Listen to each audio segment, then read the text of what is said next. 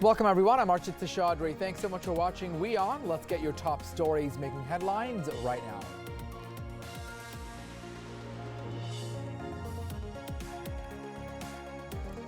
Terror in the northeastern part of India where 3 soldiers are killed in an IED blast at Tinsukia in Assam. The ULFA militants are suspected to be behind the blasts.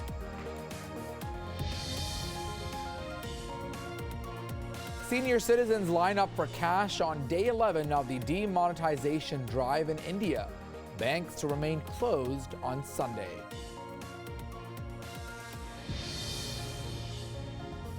U.S. President-elect Donald Trump has agreed to a $25 million settlement to end the fraud cases pending against his Trump University.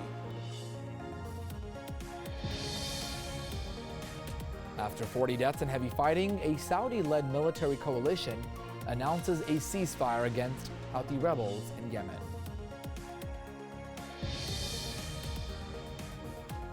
The CBI to approach UAE authorities in the Augusta-Westland chopper deal. The plan is to extradite the alleged middleman in connection with the helicopter scandal.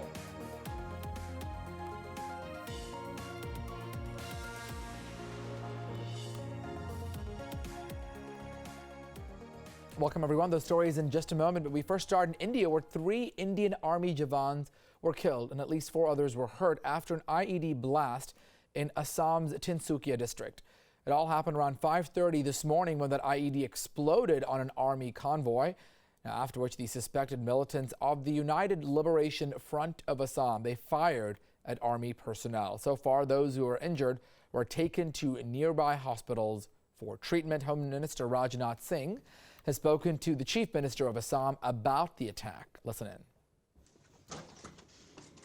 कि घटना को मैं निंदा करता हूं और जो भी इस घटना में शामिल है उसको सही सबक सिखाया जाएगा। जो प्रिंसिपल हम लोगों ने लिया है, जीरो टॉलरेंस इन टेररिज्म, इसका खिलाफ कार्रवाई चल रहा है और चलेगा और किसी को भी हम छोड़ेंगे नहीं। Staying in India now, where attackers have torched a school building and ransacked another one in the Indian state of Jammu and Kashmir. Investigators say attackers set fire to a government primary school in the Rigipora district in Kashmir. So far, officials say that 1 complete block of a school has just been destroyed. So far, the number of schools attacked have now gone to 32 in the valley.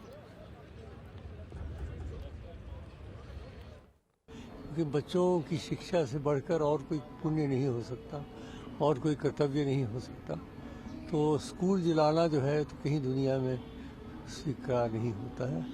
बड़ा मुझे दुख है इस बात। Well, next to Sri Lanka, where the government has said that as many as 32 people who have joined the Islamic State terror group in Iraq. The Justice Minister informed Parliament that the government is trying to take tough measures to counter the threat posed by Islamic terrorists.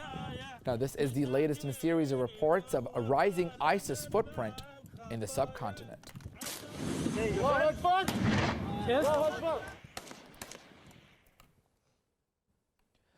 Moving on now, in India, the National Investigative Team, along with Mumbai Police, have conducted raids at 10 different centers of Zakir Naik's Islamic Research Foundation.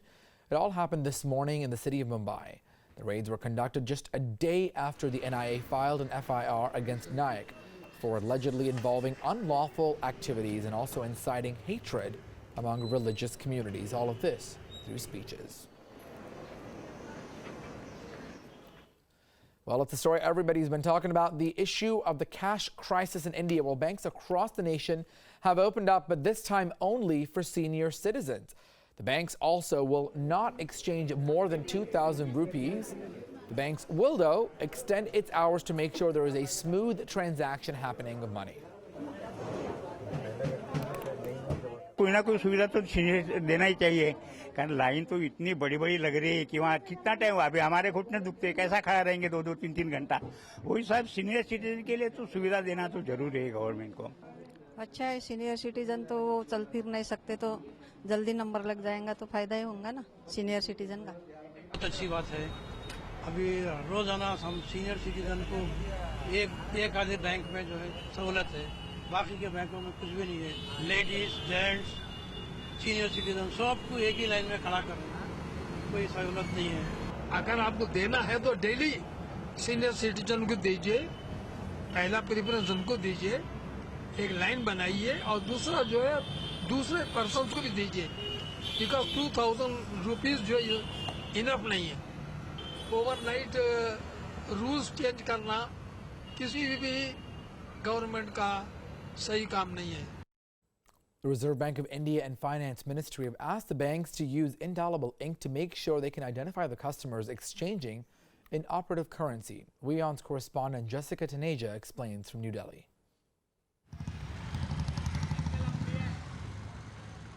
After looking at the rising number of people queued outside banks to exchange old currency, the centre has now asked banks to mark people's fingers with indelible ink to prevent repeat visits for more conversions. Government के द्वारा किया गया फैसला जो था वाकई सही है, बशर्ते कि आम आदमी को, आम समाज को बहुत ज़्यादा दिक्कतें हो रही हैं। पहले हाँ, ये जो कि स्याही है, पहले 4.5 के लगभग एक्सचेंज ऑफर था गवर्नमेंट के द्वारा, अब जो कि 2 पे कर दिया गया, जिससे कि आम आदमी को, जिसके बच्चे हैं, जिसके परिवार में पैसे की कमी है, वो कैसे करेंगे। 2000 में आज के ज़माने में 2 दिन का भी खर्चा नहीं हो पाता। ठीक है मैम। और स्याही की वजह से बहुत दिक्कत है मैम। स्याही जो है इसे ना लगाएं तो अच्छा है, आम आदमी को कम से कम मौका दें, दोबारा अपना जो है पैसा एक्सचेंज करा सके। However, bank authorities feel this move will ease many problems faced by people waiting in long queues. Just to prevent those people who are coming with the same ID again and again. This was the must for all the banks, just to prevent these kind of people, for smooth functioning of this implementing of these government policies. Looking at the long-term repercussions, the Election Commission of India has written to the Finance Ministry to ensure that the use of indelible ink on people does not create problem for the states due for voting. This particular step of this preventing these kind of people, this is much more necessary for our Indian economy as a whole. So I think that particular concern of politicians is not of much use. This move may have caused additional trouble for people waiting outside banks to withdraw money, but the government seems to stand firm on its decision to curb black money. While the government is struggling to deal with massive queues outside banks and ATMs, the decision to use indelible ink was to ensure that black money operators would refrain from using other people's accounts to deposit or exchange notes. Jessica Taneja for WION in New Delhi. The Central Bureau of Investigation, or the CBI, has now decided to extradite Christian Michael James in the 3,600 crore Augusta Westland helicopter deal. James got 225 crore rupees from a firm to execute the deal for the 12 helicopters. And then he made it appear that transactions, those were performed for various contracts in and around the country. Now, back in January of 2014, India had scrapped the contract to supply the choppers to the IAF. This over an alleged breach of contractual obligations. The CBI is approaching the UAE government for extradition of Michael. Now he is the key person involved in this Augusta Westland scam. So there is a zero tolerance of the BJP government at the center, and under Prime Minister, whatever needs to be done to get those people involved in corrupt practices and looting India's money will be taken seriously. U.S. President Barack Obama has banned new exploration for oil and gas in Arctic waters for at least the next 5 years. The move was seen as a victory for environmental groups that have now pointed to record low levels of sea ice in the Arctic. Environmentalists say the decision would help control rising temperatures, which in some parts is 20 degrees above normal.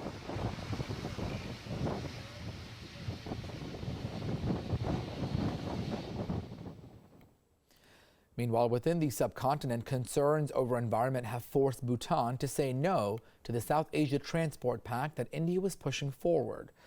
WION's correspondent Ramesh Ramachandran explains. In a disappointment for India, the upper house of Bhutan's parliament has rejected a bill to ratify a South Asian Transport Pact. The agreement would have allowed seamless passenger and cargo traffic between and among 4 South Asian countries Bangladesh, Bhutan, India, and Nepal. Well, the BBIN motor vehicles agreement, as you know, was signed in Thimphu last year by the representatives of the four governments. It may be recalled that the National Assembly of Bhutan had endorsed the BBIN motor vehicle agreement early this year and had forwarded it to the National Council of Bhutan for consideration. We remain hopeful that the Royal Government of Bhutan will be able to complete the necessary internal procedures for operationalization of this agreement at an early date. Bhutan's reasons for doing so concern the environment, about what an influx of trucks and other heavy diesel-spewing vehicles could do to its pristine countryside. Transporters in Bhutan are also worried they could lose their jobs or go out of business, since they would not be able to compete against transport operators from India or Bangladesh. For the time being, however, there is a view that Bhutan could regulate the entry of vehicles and over a period of time assess the impact on its environment. Bureau Report, WION. Next now to presidential politics, where U.S. President-elect Donald Trump has agreed to pay $25 million to settle the fraud cases related to his Trump University. Trump has denied doing anything wrong. He says that the money would just compensate the students. Trump will also pay up to $1 million in penalties to the state of New York for violating state education laws.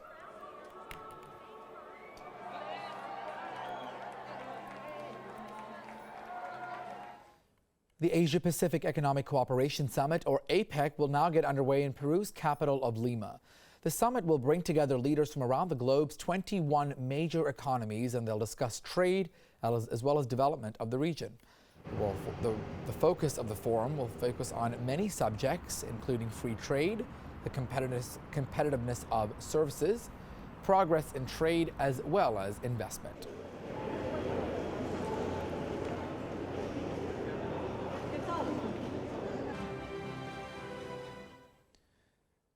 But outside the streets of Peru, things were a little bit different as people took to the streets to protest against the Trans-Pacific Partnership. The protesters chanted no to TPP, saying that the presence of the Western countries there just wasn't in the best interest for Peru and the public. They're saying it's not going to do anything to help their local economy. The leaders of the Pacific nations began gathering in Peru in light of some of the comments made by U.S. President-elect Donald Trump. Nosotros hemos venido porque queremos dejar bien clara nuestra voz de protesta contra esa reunión de la PEC.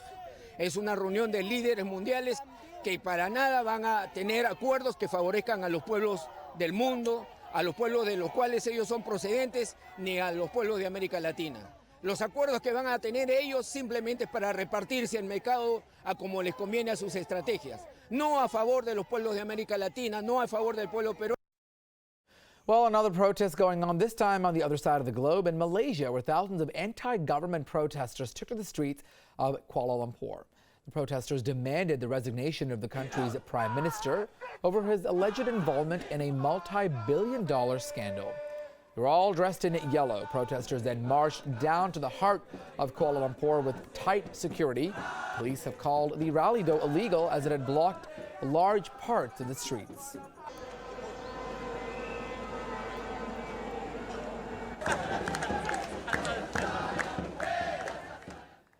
Well, more protests this time in Indonesia, this time with thousands holding a peaceful rally to promote unity as the world's largest Muslim-majority country shows signs of growing racial and religious tolerance.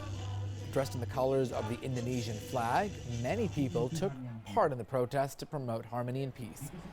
Religious leaders, members of human rights groups, lawmakers, and others also took part in the march. People held signs saying university and diversity. Could be seen all along the area, many dressed in red and white. There were some concerns about hardline Islamic sentiment growing in Indonesia, since there has been a lot of complaints by Muslim groups against their Christian governor.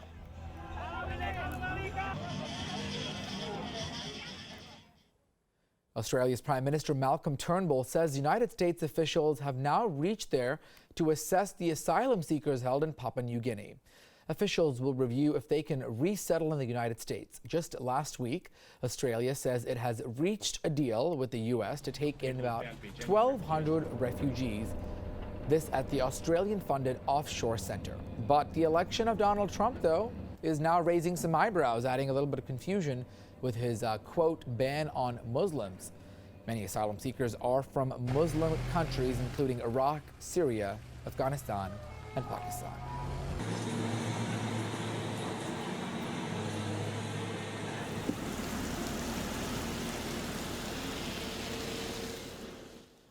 Time now for a quick short break. Much more stories to bring to you on the other side. Stay with us right here on WION.